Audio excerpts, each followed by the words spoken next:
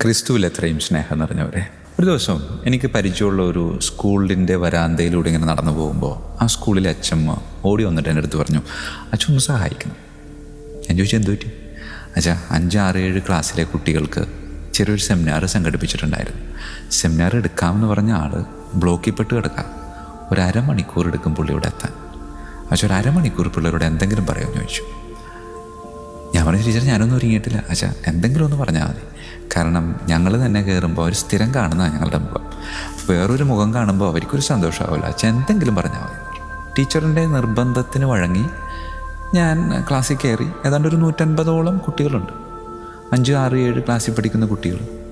അപ്പോൾ ഞാൻ പ്രത്യേകിച്ചൊന്നും ഒരുങ്ങാത്തത് കൊണ്ട് ഞാൻ കുറച്ച് സമയം കളയാൻ വേണ്ടിയിട്ട് കുറച്ച് A4 സൈസ് പേപ്പർ എടുത്തിട്ട് അവരെ കൊണ്ട് തന്നെ അതൊരു 5-8 കഷണമായിട്ട് മുറിച്ചിട്ട് ഓരോ കഷണം പേപ്പറും ഓരോ കുട്ടികളുടെ കയ്യിലേക്ക് കൊടുത്തിട്ട് ഞാൻ അവരോട് പറഞ്ഞു, ചെറിയൊരു എക്സസൈസ് നിങ്ങൾക്ക് തരാം. വേറൊന്നുമല്ല, സ്വന്തം അപ്പനെയോ അമ്മയെയും പറ്റി ചെറിയൊരു നിർവചനം, ഒരു സൈഡിൽ അപ്പനും മറു സൈഡിൽ അമ്മയും, അങ്ങനെ എഴുതിയിട്ട് ചെറിയൊരു നിർവചനം എഴുതാൻ പറഞ്ഞു.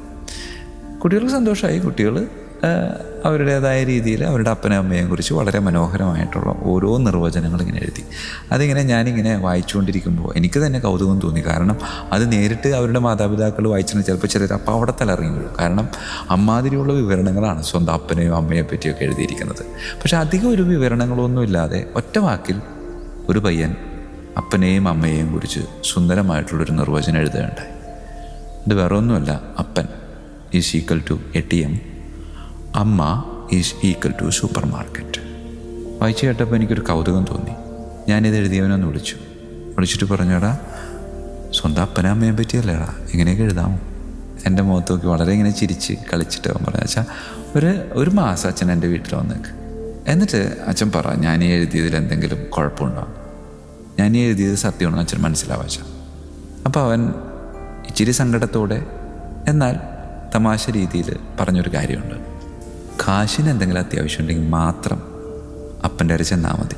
അല്ലാതെ എന്ത് കാര്യത്തിന് ചെന്നാലും അപ്പൻ എന്നെ ആട്ടിപ്പായിക്കും. തിന്നാനോ കുടിക്കാനോ ഉടുക്കാനോ വേണമെങ്കിൽ മാത്രം അമ്മയുടെ അടുത്ത് ചെന്നാൽ മതി. അല്ലാതെ ഉള്ള കാര്യങ്ങൾക്ക് ഞാൻ ചെല്ലുകയാണെങ്കിൽ അവർക്ക് നേരമില്ല അച്ഛാ. അപ്പം എൻ്റെ അപ്പനും അമ്മയ്ക്കും കൊടുക്കാവുന്ന ഒരു പ്രായോഗിക നിർവചനമല്ല അച്ഛാ. അപ്പൻ ATM ആണ്, അമ്മ സൂപ്പർ മാർക്കറ്റാണ്. പ്രിയമുള്ള മാതാപിതാക്കളെ, ഇതൊരു ആത്മപരിശോധനയുടെ സമയമാണ്. ഞാൻ എൻ്റെ മക്കൾക്ക് മുമ്പിൽ ഒരു ATM-ഉം ഒരു സൂപ്പർ മാർക്കറ്റുമായിട്ട് തരം താണു പോകുന്നുണ്ടോ? ശരിയാണ്, അവർക്ക് ആവശ്യമുള്ള കാശും നമ്മൾ കൊടുക്കണം. പക്ഷേ കാശും സാധനങ്ങളും മാത്രം കൊടുക്കുന്ന ഒരു ATM-ഉം സൂപ്പർ മാർക്കറ്റുമായി ഒരപ്പനും അമ്മയും കുടുംബത്തിൽ തരം താണു പോകുന്നുണ്ടോ എന്നൊന്ന് പരിശോധിക്കേണ്ട അത്യാവശ്യം.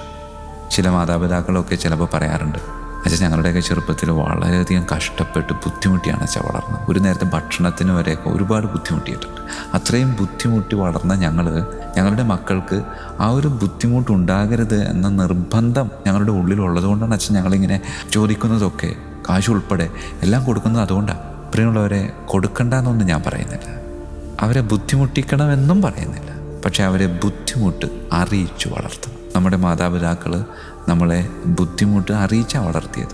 പലപ്പോഴും ഉണ്ടായിരുന്നിട്ടും ചിലതൊക്കെ ചില സമയത്ത് അവർ തന്നിട്ടില്ല.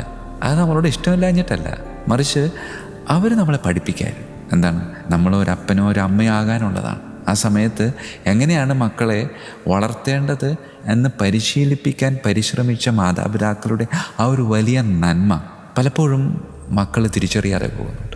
അതുകൊണ്ട് തന്നെ അവരുടെ മക്കൾക്ക് ചോദിക്കുന്നത് എന്തും വാരിക്കോരി കൊടുക്കുക. അങ്ങനെ വാരിക്കോരി കൊടുക്കുമ്പോൾ ചിലപ്പോൾ നഷ്ടമായി പോകുന്നത് നമ്മളുടെ തന്നെ മക്കളാണ്.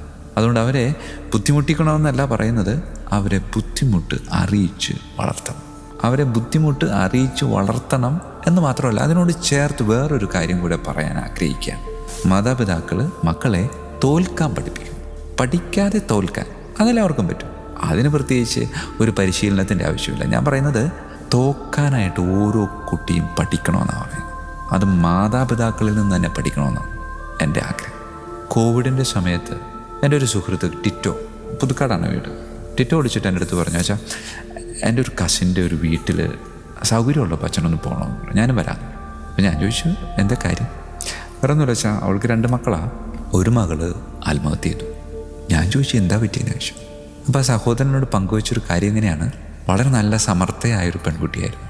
1 മുതൽ 12ാം ക്ലാസ് വരെ എല്ലാ ക്ലാസ്സിലും എല്ലാവരേക്കാളും ഉയർന്ന മാർക്ക് വാങ്ങി വിജയിച്ചവൾ. കോവിഡിൻ്റെ സമയത്ത് വെറുതെ വീട്ടിലിരുന്ന സമയം കളയണ്ടല്ലോ എന്ന് വിചാരിച്ച് ഒരു ഡിപ്ലോമ കോഴ്സിന് എന്തോ ചേർന്നു. കോഴ്സ് തുടങ്ങി 1 മാസം കഴിഞ്ഞിട്ടാണ് അവൾ ചേർന്നത്. അതുകൊണ്ട് തന്നെ ആദ്യത്തെ പരീക്ഷയ്ക്ക് 1 മാസമോ 1.5 മാസമോ കഴിഞ്ഞപ്പോൾ ഒരു പരീക്ഷ നടത്തിയപ്പോൾ അതിൽ അവൾക്ക് മറ്റുള്ളവരുടെ അത്ര മാർക്ക് സ്കോർ ചെയ്യാൻ പറ്റിയില്ല. അപ്പോൾ അവൾ തീരുമാനിച്ചു, എന്ത്, ഞാൻ പഠിക്കാൻ കൊള്ളത്തില്ല, ഞാൻ തോറ്റുപോയി. സ്വയം തീരുമാനിക്കുകയാണ്, ഞാൻ തോറ്റുപോയി. അവൾ 1 മുഴം കയറിൽ ഒരു ഫാനിൽ ജീവിതം അവസാനിപ്പിക്കുക. പ്രിയമുള്ളവരെ, അവിടെ തോറ്റുപോയത് ശരിക്കും അവളല്ലല്ലോ, അവരുടെ മാതാപിതാക്കളല്ല. പലപ്പോഴും മാതാപിതാക്കൾ മക്കളെ തോക്കാൻ പഠിപ്പിക്കാറില്ല. എങ്ങനെയാണ് അവരെ തോക്കാൻ പഠിപ്പിക്കുക? വിചിത്രമായൊരു കാര്യമാണ് ഞാൻ പറയുന്നത്, നിങ്ങൾക്ക് ചിലപ്പോൾ തോന്നിപ്പോയേക്കാം. പക്ഷെ വിചിത്രമായ ഒരു കാര്യമല്ല. മക്കളെ മാതാപിതാക്കൾ തോൽക്കാൻ പഠിപ്പിക്കണം. അതെങ്ങനെ പഠിപ്പിക്കണമെന്ന് ചോദിച്ചാൽ, മക്കൾക്ക് ഒരുപാട് കഴിവുകളുണ്ടാകും. മക്കളെ ഏറ്റവും കൂടുതൽ അടുത്തറിയാവുന്ന ഒരു വ്യക്തിത്വം എന്ന് പറയുന്നത് അത് അപ്പനും അമ്മയാണ്. അപ്പോൾ അവരുടെ കഴിവുകൾ നമുക്കറിയാം. നന്നായി പാടാൻ കഴിയുന്ന കുട്ടിയെ ഓട്ട മത്സരത്തിൽ പങ്കെടുപ്പിക്കണം. അപ്പോൾ അവർ തോറ്റുപോകുമ്പോൾ തോൽവിയുടെ വേദന അവർ തിരിച്ചറിയും. അവളെ ഒരിക്കലും നമ്മൾ തോൽപ്പിക്കുകയല്ല, അല്ലെങ്കിൽ അവനെ നമ്മൾ ഒരിക്കലും തോൽപ്പിക്കുകയല്ല, മറിച്ച് ഒരു മത്സരത്തിൽ അവൻ തോറ്റുപോകുമെന്ന് ഉറപ്പായ ഒരു മത്സരത്തിൽ അവനെ പങ്കെടുപ്പിക്കുക.